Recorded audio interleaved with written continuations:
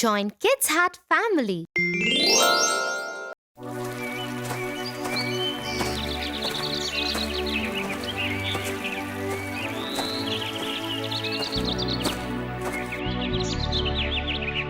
Hey Tofu, wasn't that your friend Joe? Yes, it was. Why didn't you invite him in? He wanted to have a quick word. He was getting late. Is everything okay? I think so.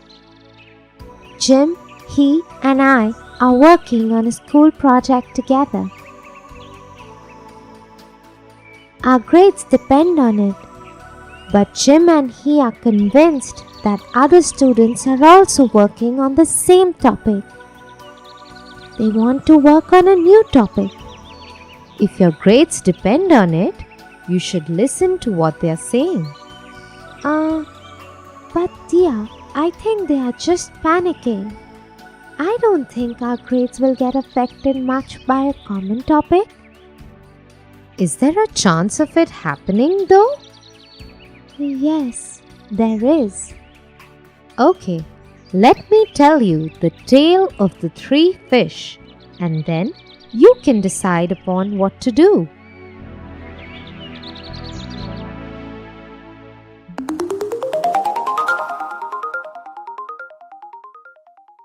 The Tale of Three Fish. Once upon a time, there was a serene lake full of different kinds of fish.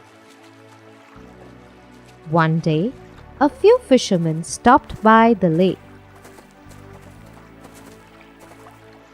"Brothers, look at this lake. It is so big and clean. It has so many different kinds of fish too." Yes, I agree. Look at those big fish there.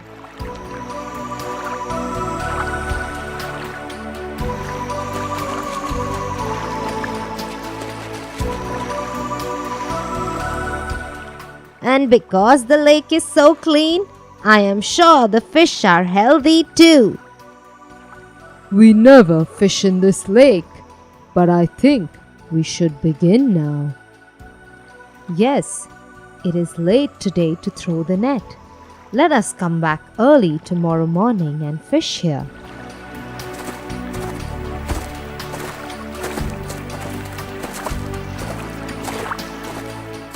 When the fishermen were discussing their plan, there were three fish that were swimming close to the surface of the lake.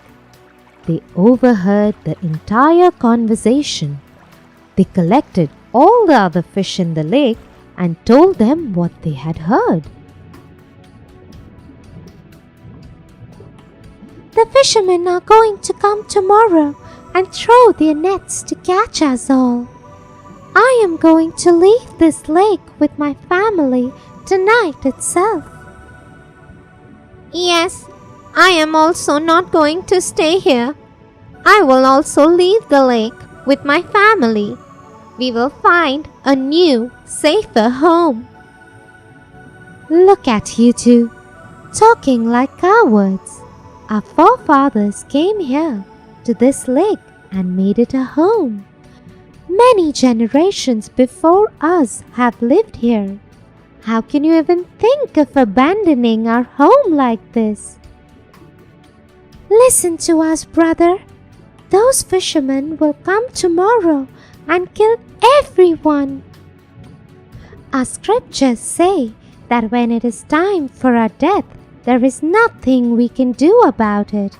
We cannot escape it.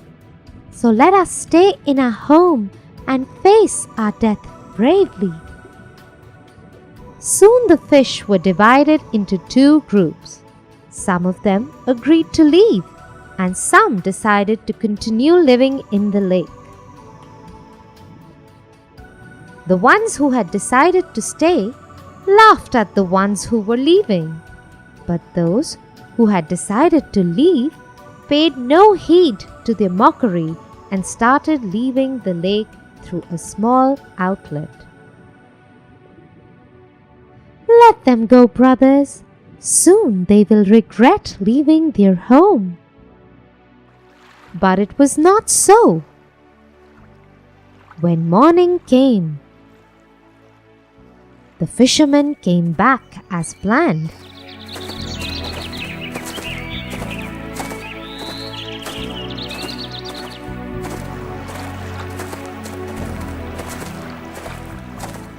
They cast their net onto the lake. They caught every single fish that had stayed back.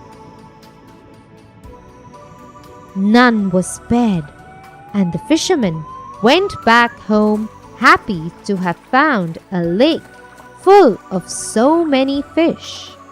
The only thing that the dying fish felt was regret for not having left the lake.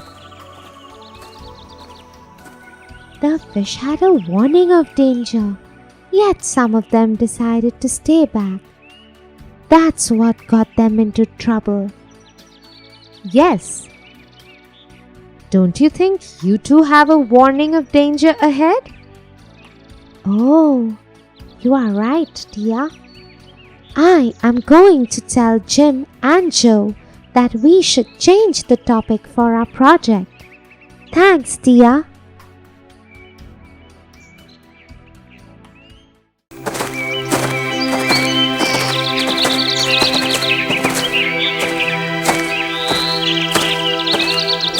Hey, there you are. Hey, Tofu, wait up. What's wrong with you? I have been waiting for you for so long, and here you are, just walking past me without even saying hi? I'm sorry, Tia. I didn't mean to be rude to you. Sometimes I just can't understand my friends. Okay, calm down and tell me what happened. You know my friend Megan? Yes, the shy one with the curly hair, right? The one who's always helping you out with class notes and assignments. Yes. Isn't she wonderful? I think you should also help her out sometimes. Well, that's just what I did, Tia, and she is so upset with me now. She forgot her English assignment at home. So I did some of it for her and asked her to complete it and submit it. That's it. She got so offended. She hasn't said a word to me since then. And she won't answer me if I say something to her. Oh, that's strange. But I don't think she is the only one who is uncomfortable with people try to help. What do you mean? Let me tell you the story of the Shoemaker and the Elves.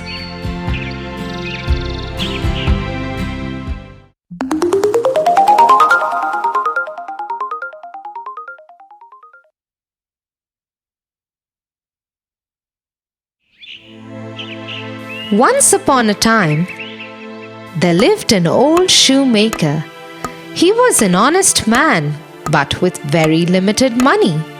He made really nice shoes, but could not earn enough for himself and his wife. One night, he was in his workshop when his wife came to him.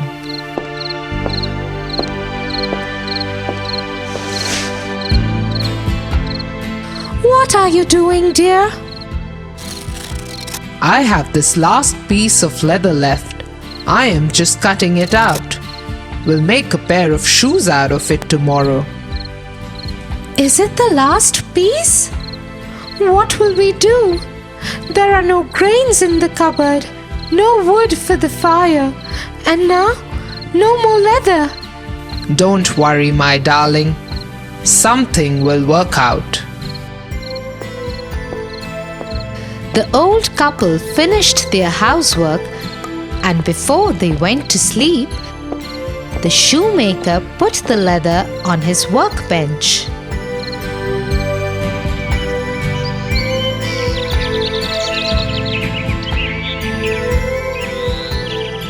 The next morning,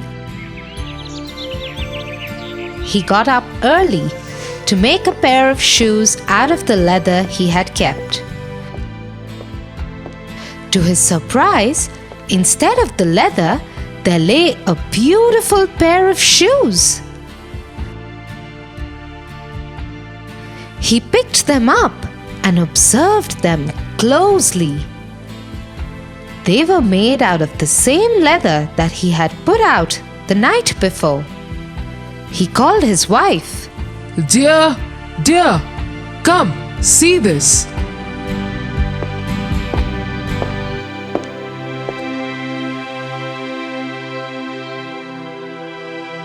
What a lovely pair of shoes!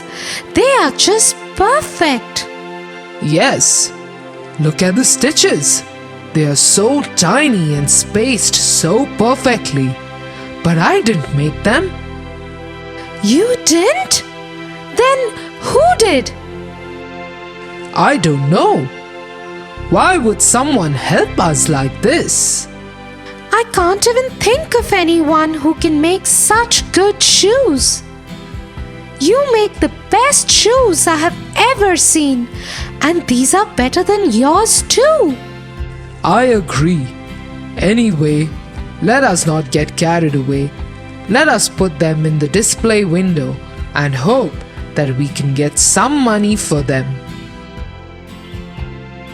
Just a few minutes after the shoemaker had put the shoes on the display, a wealthy merchant stopped outside his door.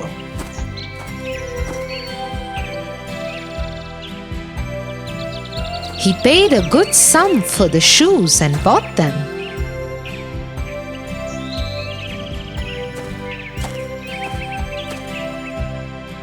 The shoemaker was very happy. He went and bought food for the house. With the remaining money, he bought 2 pieces of leather. When it was night, his wife called out to him. "What are you doing?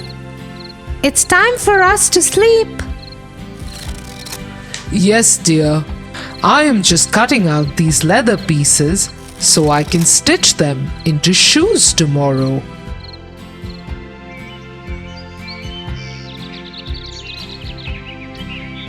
The next morning, when the shoemaker and his wife came down to the workshop, they were surprised to see 2 new pairs of shoes on the table where he had kept the leather pieces. Would you look at that? These shoes are even more beautiful than the first pair. Let me put them up for sale and thank whoever is helping us out.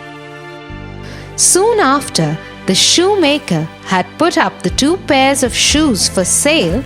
Other wealthy men of the town came and bought them. They paid a hefty price for them.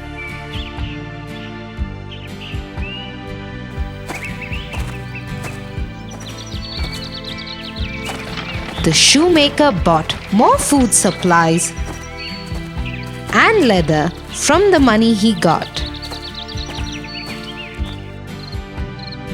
Again that night, he cut the leather and kept it to stitch it in the morning. The next morning, he saw that the leather had been made into shoes again. And as soon as he put them up for sale, they were bought in exchange of good money. This went on for many days. The shoemaker started doing well. His business prospered and his shop would always be full with customers. One night, as they were closing the shop, the shoemaker had an idea. I cannot stop thinking about those who help us. Why don't we hide behind the cupboard tonight and see who it is? Yes, that's a brilliant idea. Let's hide and check out.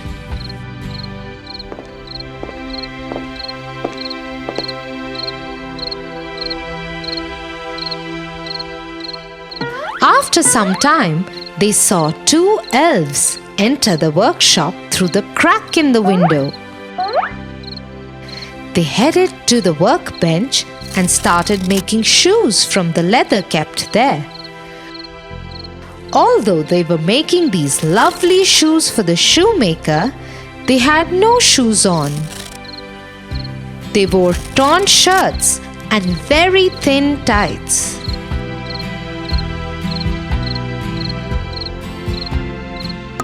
They did their work carefully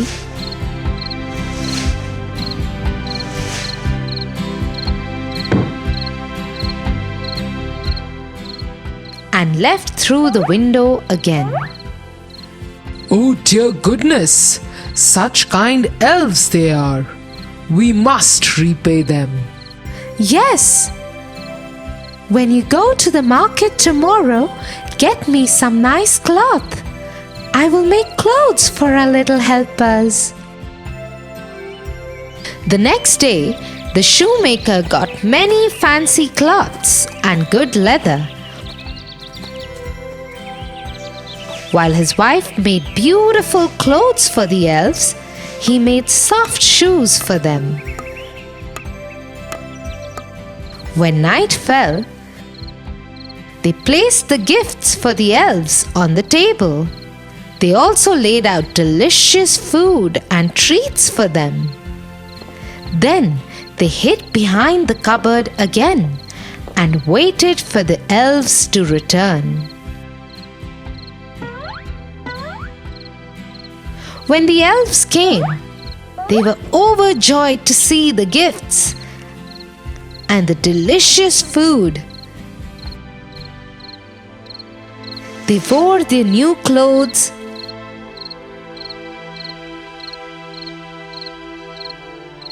ate stomachful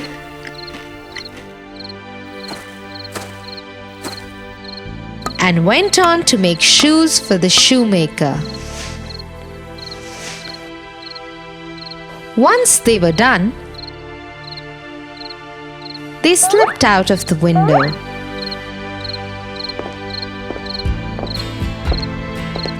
I am so happy to see our little helpers happy. Yes, and they looked so wonderful in their new clothes, didn't they? Tonight let's keep some more dinner ready for them. What do you think? Yes, dear. That night, the shoemaker and his wife again kept dinner for the elves. But tonight, they did not hide behind the cupboard. Instead, they went to sleep. The next morning, when they came to the workshop, the shoemaker and his wife were disappointed to see that the dinner plates remained untouched. Even the leather that the shoemaker had cut out and put on the table remained as it is. I wonder what happened to them. Maybe they will come tonight? Yes, let's hope so. The shoemaker and his wife again kept the food for the elves, but were disappointed in the morning as the elves did not show up in the night. They waited for the elves many nights, but they never returned. Do you think they overheard us? Perhaps they did. Elves are very shy creatures. They usually like to be left alone. What will happen to the shop now? Oh, it will be fine. I will miss my little helpers, but I will manage.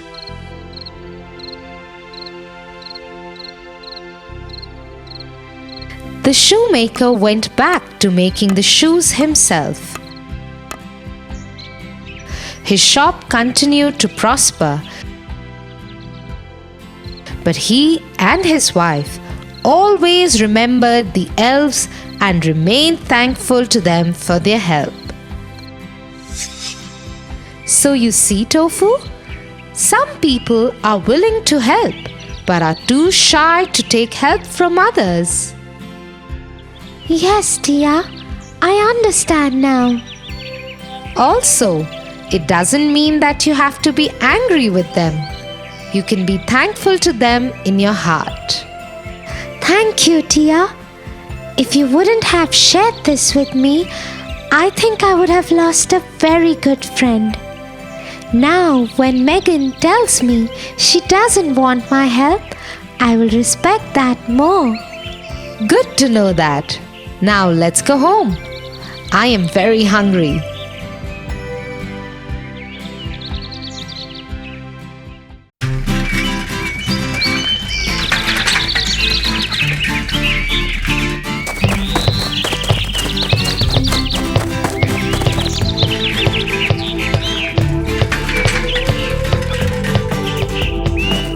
Tia, I have good news. Really? What is it, Tofu? Tell me quickly. I have the option to become a part of either of the teams. Both teams want me for the next week's match. That's wonderful. So, what have you decided? I haven't decided as yet, Tia. I'm thinking I should see which of the two teams does better in the next few games. Then I will join the winning team. That's not the right approach, Tofu. It shows you to be cunning and disloyal. Why? Well, let me tell you the story of the bat, the beast, and the birds.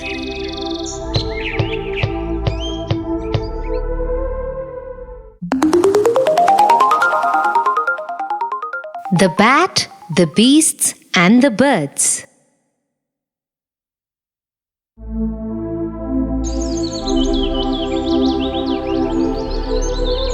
Once upon a time, in a dark jungle, there broke a dangerous fight between the beasts and the birds. We will not tolerate the beasts anymore. They feed on us, make praise out of our children, and behave as if they are the rulers of the jungle. Yes, we agree with you, our leader. But we need more support from other birds. Currently, we are losing. We must reach out to every bird in the jungle to join our army. We shall find strength in numbers. What do you say, Minister? Everybody has agreed. We just need to ask the bats now. I am sure the bats will help us win. Very well then. Invite the leader to our court. The bat leader was invited to the court of the leader of the birds.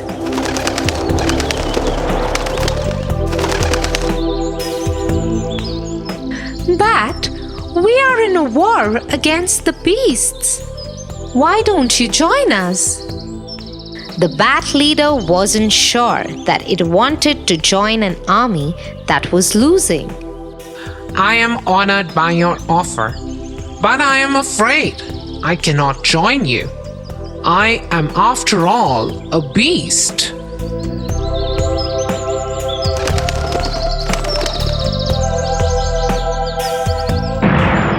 A few days passed. The beasts started losing.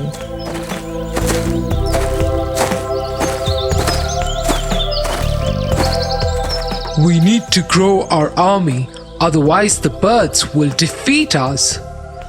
They drink from our lakes, live in our trees, yet they behave as though they have more rights on the jungle than us. Minister, who can help us win? My leader, the only ones who have not joined the fight as yet are the bats. We could ask them to join us. Very well. Invite the bat leader to our court. And so the bat leader was invited to the beast's court.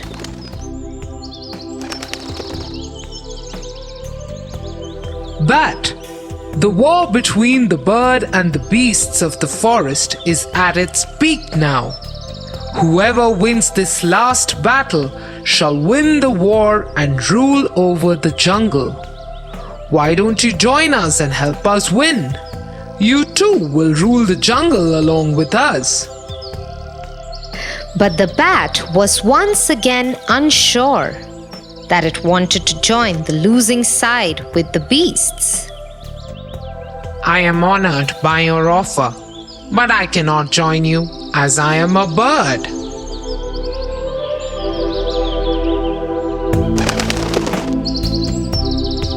Just before the final battle was to take place, both the bird and the beast leaders met.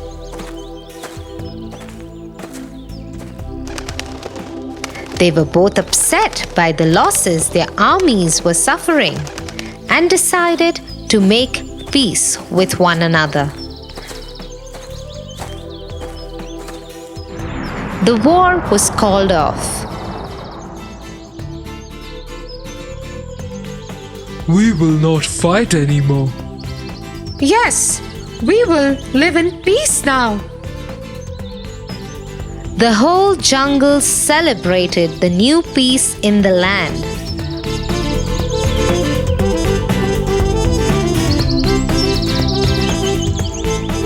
When the bat leader heard of this development, he went to the birds and asked to be a part of the celebration.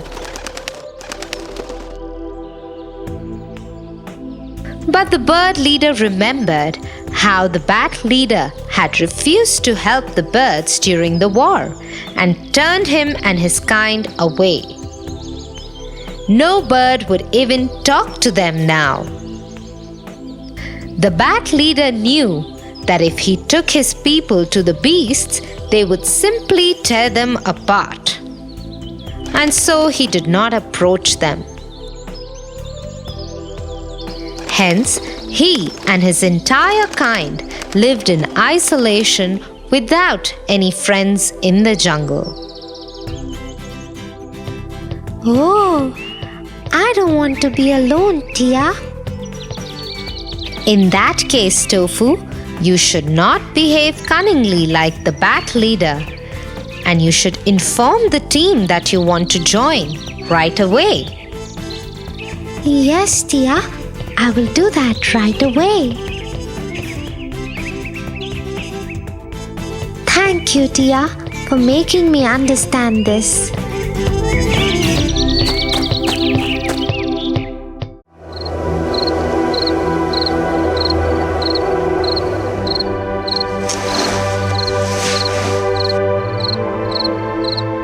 Tia, today Jim and I had a fight. Oh, that's bad. What happened? I thought Jim is your friend.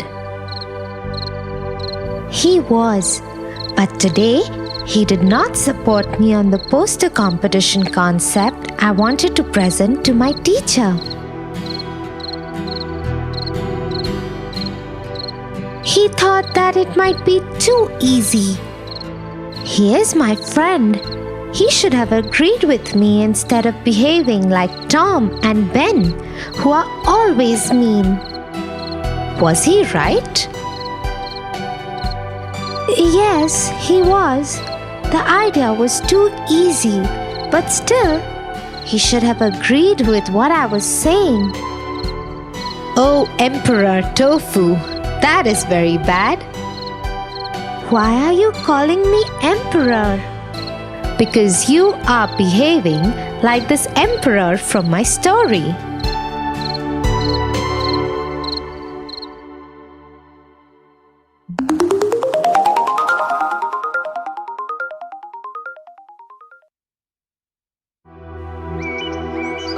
Once upon a time, there lived an emperor. He was not particularly smart or intelligent, but because he was the emperor, people feared him and always agreed with whatever he said. They used flattery to avoid his wrath and win his trust.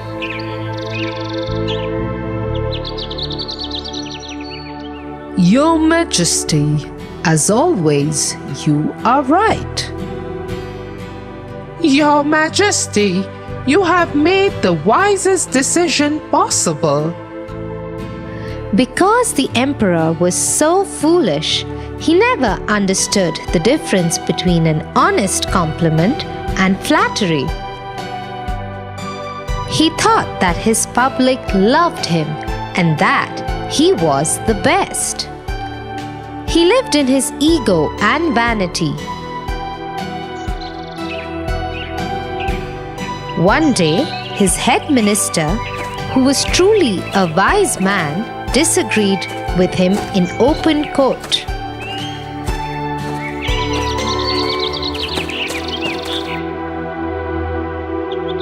Your Majesty, it is my humble suggestion that you hear the public's troubles before increasing the tax burden further. Doing so will make you a more beloved king. What are you saying, head minister? Do you mean that our wise king is not good enough? The foolish king, who was blinded by all the flattery and not used to people disagreeing with him, also agreed. Yes, head minister. How dare you doubt my decision? As a punishment, I remove you from the position of head minister.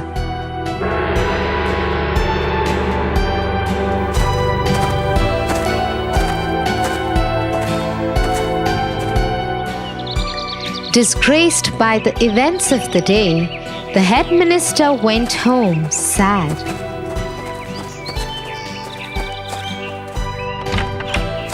When he reached home, he saw that his nephew, who was a tailor, had come to visit him from another town. Just like his uncle, the nephew was a wise man.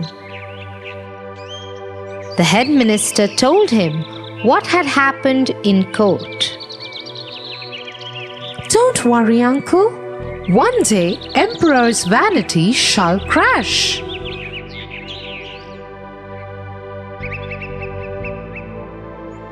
The next day, the nephew went to see the king. He pretended to hold a piece of garment in his hand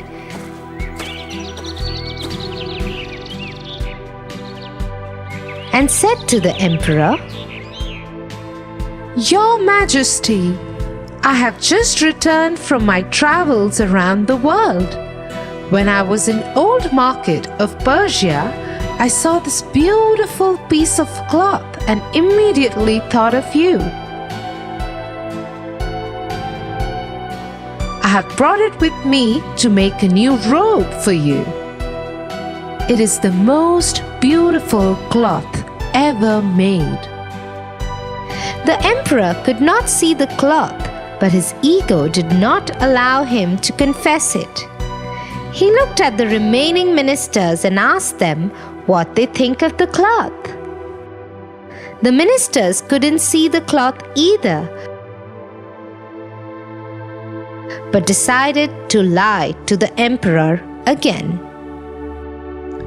It is very beautiful, sir. Yes, I agree. It will look fantastic on you. Though the king could not see the cloth, he thought that since his ministers thought that it would look very nice on him, he would go ahead and order for it.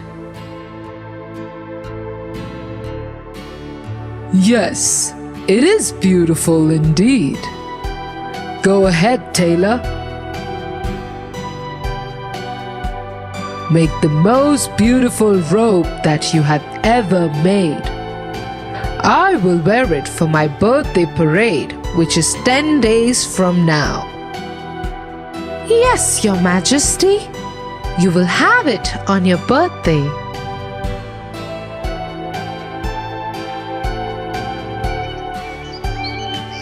And so the fateful day came. It was the Emperor's birthday. The tailor went to the palace early morning, pretending to hold a robe in his hand.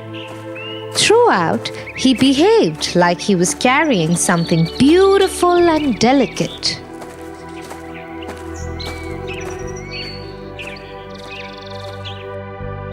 Here is your robe. Since it is a delicate material, it is best not to wear anything under it. The emperor agreed and took off his underclothes. The nephew went on to pretend as if he was helping the emperor wear the robe. Just then, the king's two favorite ministers came into his chambers. They were shocked to see the emperor stand like that without any clothes on.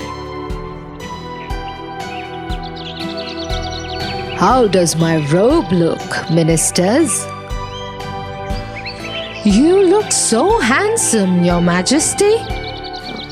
Majesty, you are looking very nice. Still unable to see the robe himself, the king believed what his ministers had told him and ordered the parade to start. The whole kingdom had gathered for the emperor's birthday and had lined up on the streets to see his new robe.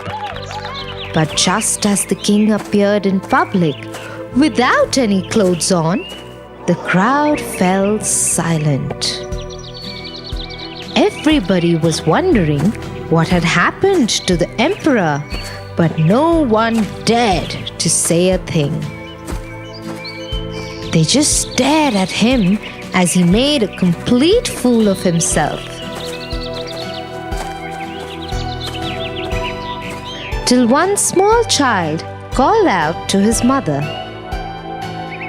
Look, Mom, the emperor is not wearing any clothes. No longer able to contain itself, the entire crowd burst into peals of laughter. They held their stomach and pointed at the emperor as they made fun of him. The emperor looked at the guilty faces of his ministers.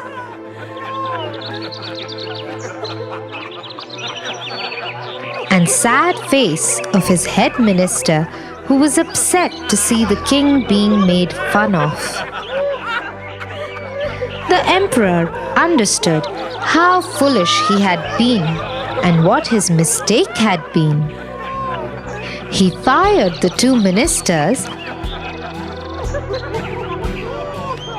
and reinstated the head minister. From then on, when anyone gave him a compliment, he humbly listened to it and absorbed it only if it was genuine. With the honest guidance of his head minister, he went on to become a truly great emperor for his people. Ouch, dear. I think I had become the egoistic emperor. I owe an apology to my friend Jim. What do you think? Yes, and you also need to learn to accept feedback and not get carried away by compliments. Yes, dear, but I must wish you good night for now. Good night, Tofu.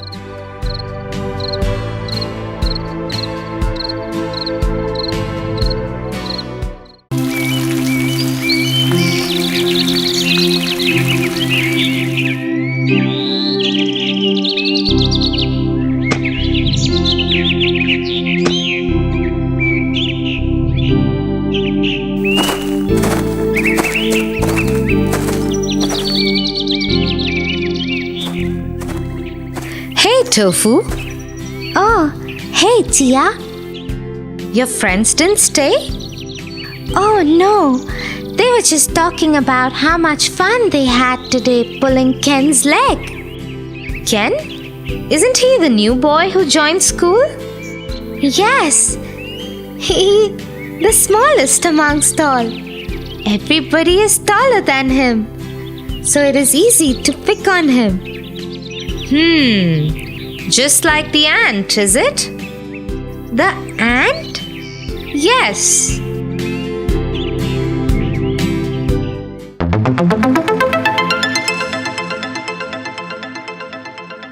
The Elephant and the Ant. Once upon a time, there lived a huge elephant in a jungle.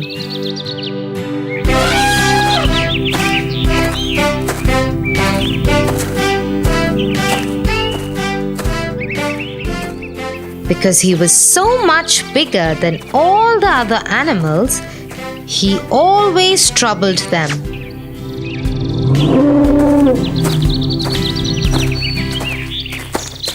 In the same jungle, there lived a family of ants.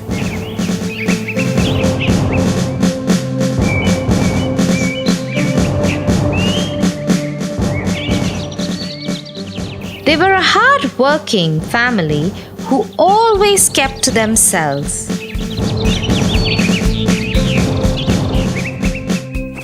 In the day, they would go to gather food.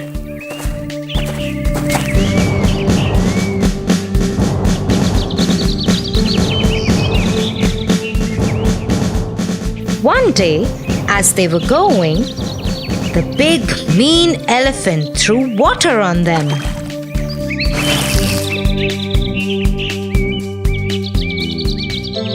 Hey, what's the matter with you? Why do you keep troubling others? Oh, shut up, you tiny ant. One more word out of you, and I will walk all over you and kill you. The little ant had no choice. It kept quiet and went on its way.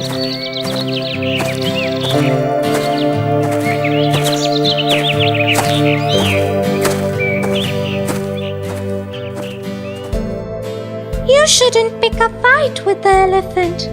He is very ill-tempered and very, very strong. He could crush you. Something needs to be done about it.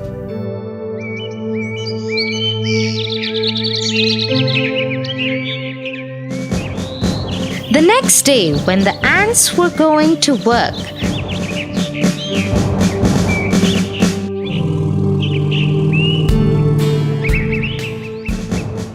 the tiny ant decided to teach the elephant a lesson. She quietly climbed onto the elephant and made its way to the elephant's trunk and entered it. Once inside, she started biting the elephant.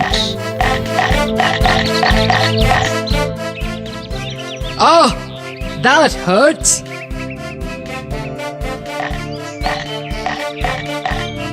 The elephant tried everything, but it couldn't get the ant to stop biting him or come out of its trunk. Such a big elephant became useless in front of the tiny ant. Please stop. Stop it now. Well, I hope now you know how others feel when you hurt them. Yes, I do. Please stop now. Very well then. And so the ant stopped biting the elephant and came out of its trunk. I am sorry. I have understood how bad I made others feel. I promise I will never ever do it again.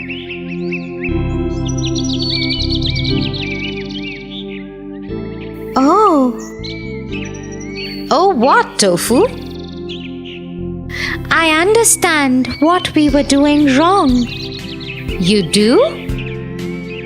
Yes, we shouldn't make fun of Ken just because he's smaller than us all. I'm glad you realized that, Tofu. Yes, and I'm going to apologize to Ken the first thing tomorrow and get others to do the same too. Thank you, Tia, for teaching me this.